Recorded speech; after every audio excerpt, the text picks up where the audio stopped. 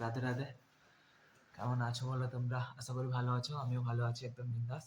তো ভালো থাকাই দরকার। একদম জিন্দেগি মস্ত। ঠিক আছে? তো সো তোমাদের একটা কথা বলি। অ্যাকচুয়ালি এখানে আসার পর না আমি আমার কলেজ লাইফকে এত মিস করেছি, কি বলবো। আমি তো ভাবছি আবার গিয়ে কলেজে ভর্তি হব, কিন্তু তারপরে মাথায় আবার ঢুকে গেল যে আমি ভাবছিলাম যে কলেজে গিয়ে আবার ভর্তি হব। মাকে বলেওছিলাম, বাবাকে বলেছিলাম, বাড়িতে অ্যাকচুয়ালি বলেছিলাম যে কলেজে গিয়ে ভর্তি হবো। বাবা বললো ঠিক আছে নাও, কোনো চাপ নেই। তো তারপরে দেখলাম যে বন্ধু-বান্ধব সবাই বাইক করছে, ঠিক আছে? ওদের স্বপ্ন পূরণ করছে। তারপর আমি ভাবলাম যে দেখি যদি কলেজে গিয়ে মানে এখানে একটা ভালো একটা কাজের কথা বলছিল। তো এখন তো বাড়ি যাওয়ার টিকিট কাটা হয়ে গেছে। যার কারণে যদি যদি ওই টিকিটটা হয়ে মানে কাজটা হয়ে যায় আসার সময়, তাহলে চলে আসবো। না হলে না হলে থেকে না হলে বাড়িতে থেকে পরীক্ষা দেবো, আবার কলেজ চালু করবো। অ্যাকচুয়ালি আমার কলেজ লাইফটা এমন ছিল না, তো আমার মানে বন্ধুদের খুব মিস করি আমি। আমাদের কলেজে সেই আড্ডা দেওয়া, কলেজে কলেজে পুকুর পাড়ে বসে যে মস্তি করা, ঠিক আছে? অ্যাকচুয়ালি মানে আমাদের রিয়েল ফেস যেরকম, ঠিক আছে? এটা আমার রিয়েল ফেসই, যেটা দেখছো এটা কোনো ফিল্টার লাগানো না। তো আমরা তখন রোদে রোদে ঘুরতাম, ঠিক আছে? পুরো কালো হয়ে যেতাম পুরো, দিয়ে ওইসব ফটো তুলতাম। এখানে ক্লাস করবো না, শুধু এদিক ওদিক ঘুরতে যাবো, ঠিক আছে? আমাদের অনেক বড় মানে একটা গ্যাং ছিল, ঠিক আছে? অনেক বড় একটা টিম ছিল। অনেক বড় বলতে আপাতত 10 জনের মতন টিম ছিল। তো সেই 10 জনের টিম টিম থেকে আস্তে আস্তে কারোর বিয়ে হয়ে গেল, কারোর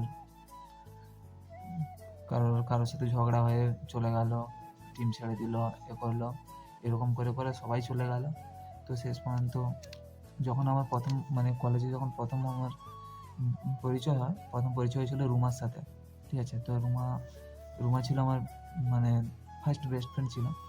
তো তারপরে রুমার সাথে পরিচয় হওয়ার পর রুমার সাথে বেশ কদিন কথা হলো। হতে হতে আমাদের বন্ধুত্বটা মানে খুব ভালো হয়ে গেছিলো। তারপরে ওর বিয়ে হলো, ওর বিয়েতে ডেকেছিল, বিয়েতে গেছিলাম।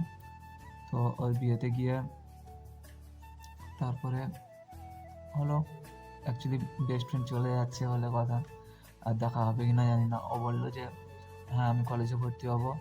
তো ওর যেদিন পরীক্ষা, ঠিক আছে? ওর আর সেদিন তার আগের দিন ওর বিয়ে।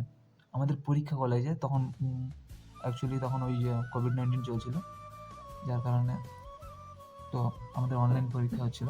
তখন তো লকডাউন চলছিল পুরো, যার কারণে আমাদের অনলাইন হচ্ছিল। তো ও বলছিল যে আমি পরীক্ষা না দিতে পারলে তুই দিয়ে দিবি। আমি ওই দিন মানে যেদিন বউ ভাত হয় আমাদের, তো জানি না সবার কেমন নিয়ম। তো আমাদের কেমন হয়, আমাদের যেদিন বিয়ে হয় তার পরের দিন বউ নিয়ে এলে বউ ভাত হয়। তো ওদের ওইরকম ছিল না, ওদের ছিল একদিন বিয়ে হবে, পরের দিন কাল রাত্রি হবে, তারপরে বউ ভাত।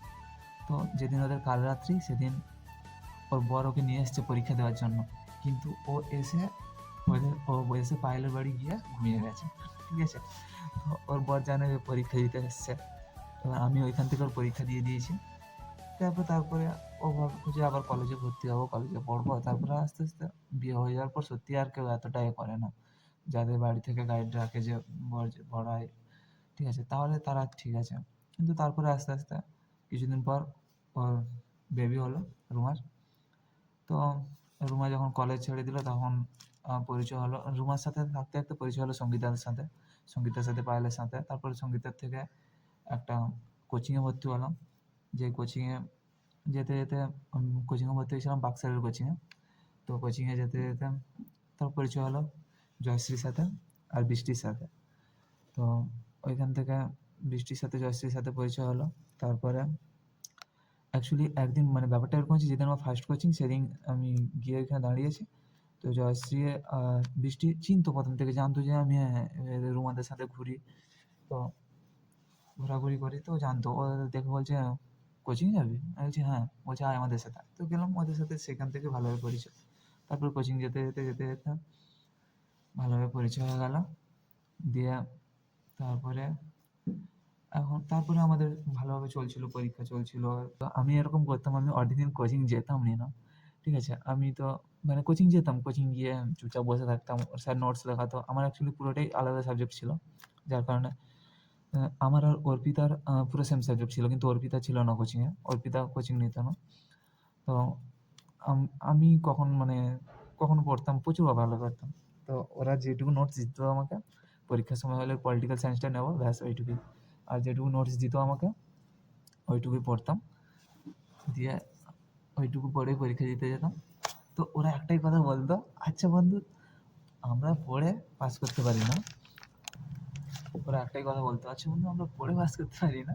তো তুই ২-৩ দিন এ করে কিরকম পাস হয়ে যাস?" সত্যি কথা বলতে আমিও জানি না। ঠিক আছে? তো হয়ে যেত, মোটামুটি সাবজেক্ট ক্লিয়ার হয়ে যেত। তারপরে একটা সেমেস্টার আমার ক্লিয়ার হয়নি। তো তারপরে ওদের যেগুলো পরীক্ষা থাকতো না, তো আমিও যেতাম ওদের পরীক্ষা দিতে। ওদের মাগুলো মারা খুব বিশ্বাস করতো আমাকে। জয়শ্রীর মা, সঙ্গীতার মা, রুমার মা, এরা খুব বিশ্বাস করতো আমাকে। তো এরা পরীক্ষা দিতে গেলে আমাকে বলবে যে, "নিয়ে যা মেয়েটাকে, মেয়েটাকে নিয়ে যা।" আর অ্যাকচুয়ালি আমি বলতে ওনাদের থেকে আমি বলতাম একটাই কথা, "আমি নিয়ে যেতে পারি। আমাকে ভাড়া দিতে, গাড়ি ভাড়া দিতে হবে, আমার খাওয়া খরচ দিতে হবে, ব্যাস আমি যাবো।" বলবে, "হ্যাঁ, সব দিয়ে দেবো।" তো আমার আমি ওদের ভাড়ায় যেতাম, ওদের খাওয়া খরচে যেতাম। তো দিনগুলো সত্যিই খুব ভালো ছিল। তারপরে একদিন, তারপরে আস্তে, আস্তে এর সাথে তার সাথে এরকম ঝগড়া-টগড়া হয়ে আমাদের কোচিংয়ে ছিল কে, কে? উম আমি, জয়শ্রী, তারপরে সঙ্গীতা, আশা, প্রিয়া, নমিতা। আর নমিতার সাথে একটাও ফটো নেই মনে হয়। তো আশা, প্রিয়া, নমিতা, আর ছিল সন্তোষ, আরও কেউ ছিল। আর বৃষ্টি ছিল। তো এরকমই আমরা সবাই ছিলাম। তারপরে আস্তে, আস্তে সবার সাথে ঝগড়া, মারামারি, মারামারি না অ্যাকচুয়ালি। তো মেয়েদের জানো তো, এর সাথে তার সাথে ঝগড়া এইসব নিয়ে। তো আস্তে, আস্তে টিম ভাঙতে থাকলো। তারপরে যখন টিম ভেঙে গেল, শেষ পর্যন্ত টিকলাম আমি আর জয়শ্রী। তো তারপরে আমরা যেতাম, আমরা দুজন কলেজে তো যেতাম, কিন্তু কলেজে ক্লাস করতাম না। শুধু এদিক ওদিক, ওদিক ওদিক ঘুরে বেড়াতাম। নামখানা প্রচুর যেতাম আমরা। শুধু নামখানা গিয়ে আড্ডা মারতাম, ব্যাস এইটুকুই। তো তারপরে আমরা স্টেশনে বসে আড্ডা মারতাম, আমাদের কাকদ্বীপ স্টেশনে। তো আগের ভিডিওগুলো তোমরা দেখতেই পাবে, হয়তো আমি দিয়ে দেবো, আই বাটনে দিয়ে দেবো, দেখবে। তো ওই ভিডিওগুলো। তারপরে মিতার সাথে পরিচয় হলো। তো মিতার সাথে যখন পরিচয় হয়, তখন মিতাকে দেখে, মিতা একটু অ্যাকচুয়ালি ও স্মার্ট স্মার্ট আছে। তো তা আমরা কেমন, আমরা একটু মানে অগোছালো মতন থাকি। তো ও একটু দেখতে সুন্দর আছে আমাদের মধ্যে।